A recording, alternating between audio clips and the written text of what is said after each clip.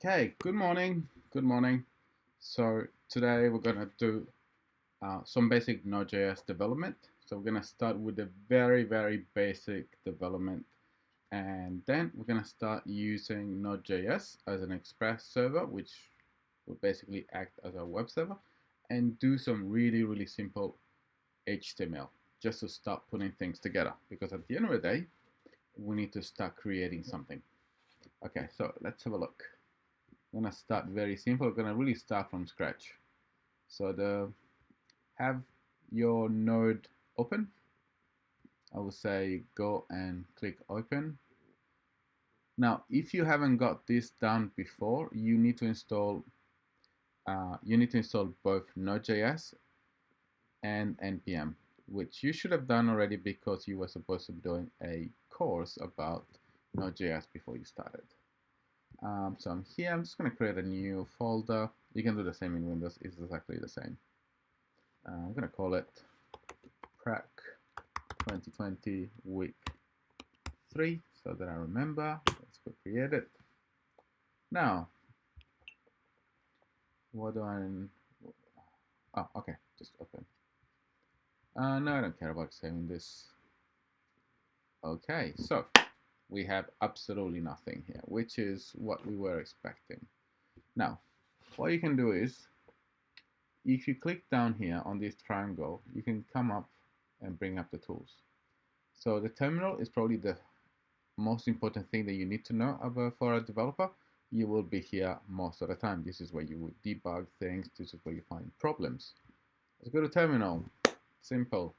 Okay, it should come up directly into your inside your directory.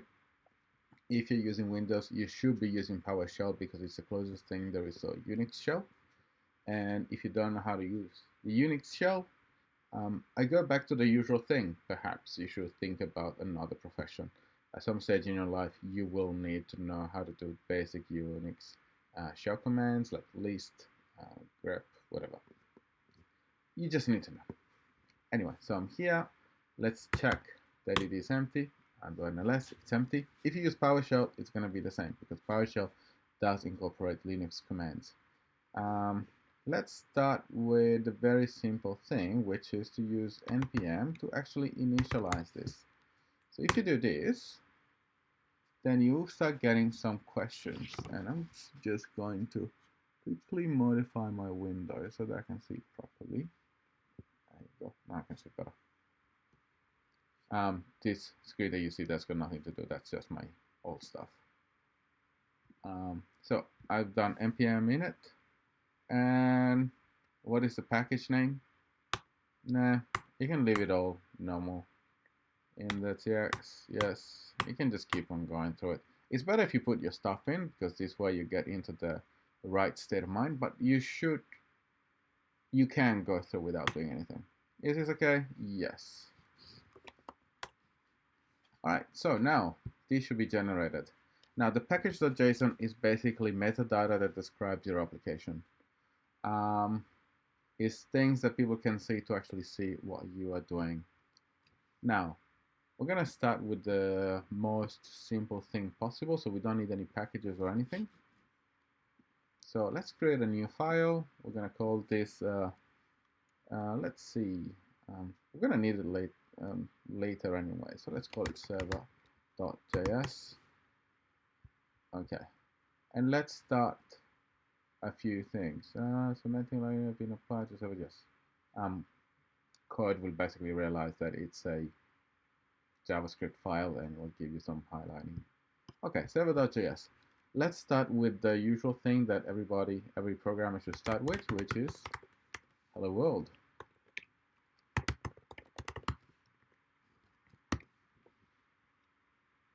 Okay, now I save it. It's been saved. And now if I go back here to my terminal, I can try to run it. Node server.js. And there you go. Nice and easy. So it just output it to the console. So this is your classic hello world example. Now, I'm gonna write it here. It's good practice to write comments properly. outputs to the console.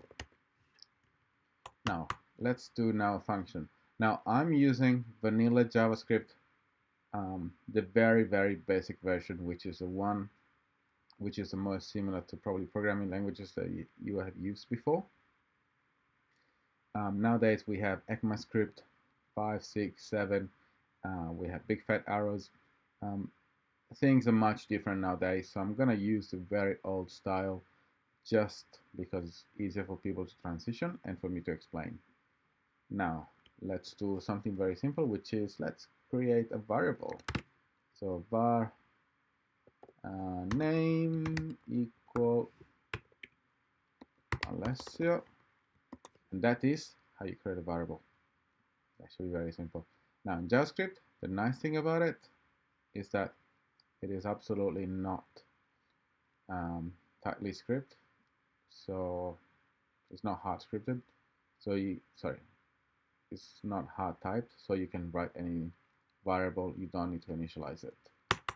And let's try to do this. Console.log, just the name to begin with. Save it. Let's give it another go. NodeJS, server.js, and as you can see, hello world, Alessio. And let's try to do a combination of the two. Console.log. Let's do hello space plus our name. That should work.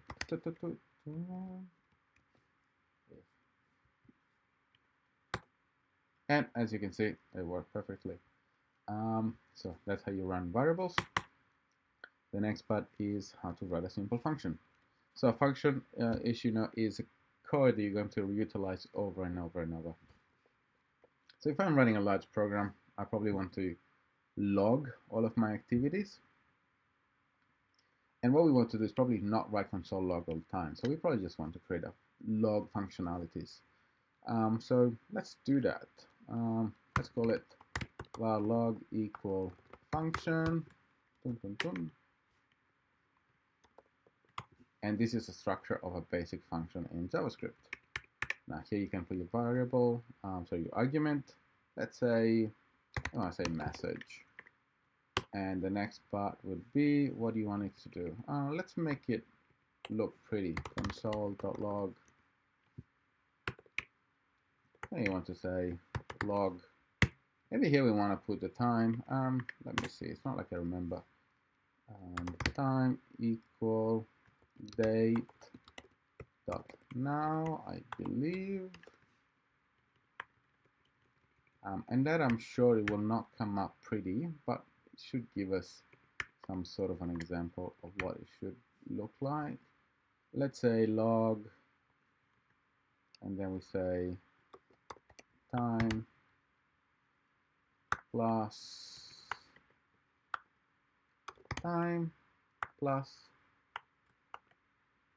a little bit of space, and then let's say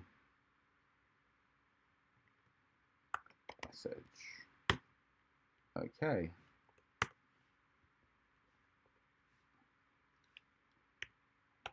So if everything goes well now, we can try to do something like this.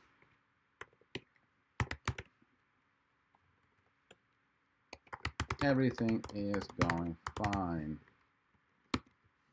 Let's give it a shot, see what happens.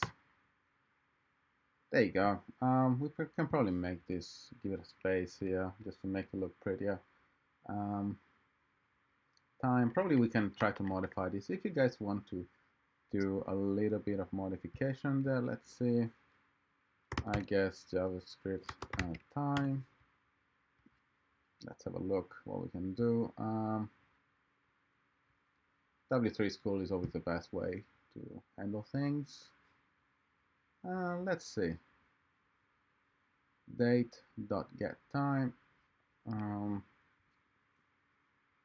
Yeah, I think we can just do a date.getTime. That should give us a prettier version than what we have now.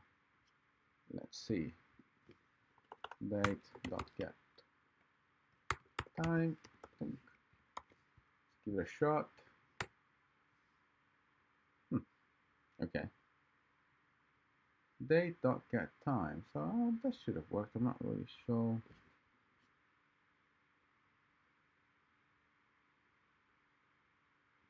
Because we probably need to initialize it.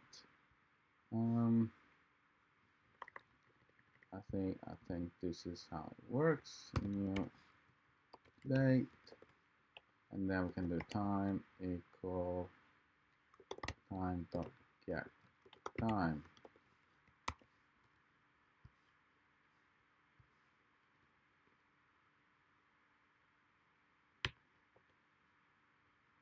Okay, we're still getting the we're still getting the epoch time. I guess we need to just do some sort of translation to make it look prettier. Let's see.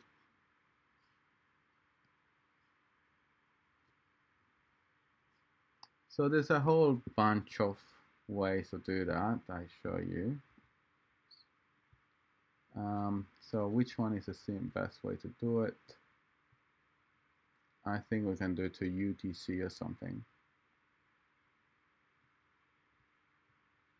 But this is all of it, so you can change it to whatever you want and modify it as you like. Okay. But now this time you don't have to rewrite the whole thing every time. You can just use this as a log functionality, which probably you want to do things such as maybe you want to connect it to a database so that you can keep track of things. Okay, so we have done some very basic things. Let's do another simple function where you show two things perhaps. Function, let's do the usual header var header equal function. And we put here number 1 and number 2. And then we do var sum equal number 1 plus number 2. And then return sum. And then we can go and test it out. Sum, let's do this even simpler. Let's do var result equal header. And then we have to pass two numbers, 5 and 10. There you go. We haven't really done anything with it. Console.log result. Let's give it another shot, see what happens. Okay, so we have done some very basic JavaScript at the moment. This is not JS, but still based on JavaScript. Okay, so this should really give us some very basic tools for when we need to build more complicated things. So now let's get rid of all this stuff. That's it. I might just block this and I call this my introduction to JavaScript.